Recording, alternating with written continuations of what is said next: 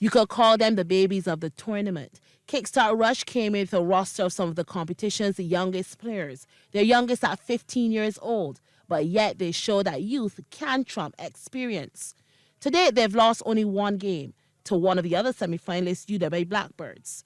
And what they can boast of having is one of the tournament's leading strikers in Raymar Walters, who sits joint top of the tables, having put 7 goals into the back of the net. Kickstart Rush prides themselves on having a business-like structure to their club, and one where the talent is scouted from a young age and developed. And we can see that's paying off. Team manager Tahir Batson says it's that youth that worked in their favor.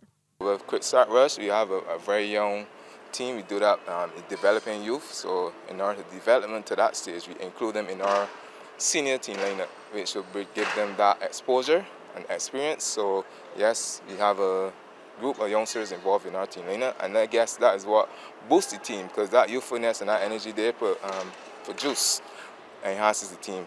Kickstart Rush will have to conquer a more seasoned team in Brittons in Sunday's semis, and they're not leaving anything up to chance. We're preparing mentally and also physically, so our opponents tend to be a very good team, so we've got to prepare ourselves to get to that level to outperform them on that day.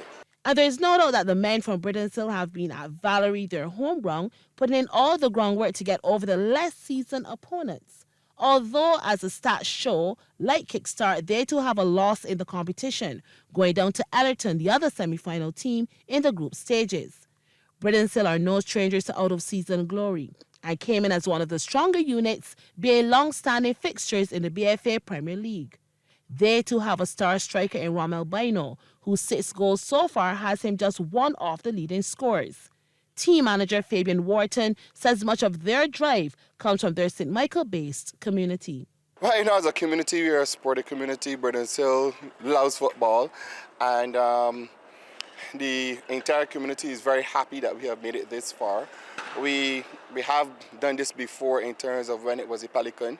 We would have made it to the final of the first Pelican. Unfortunately, we did not win.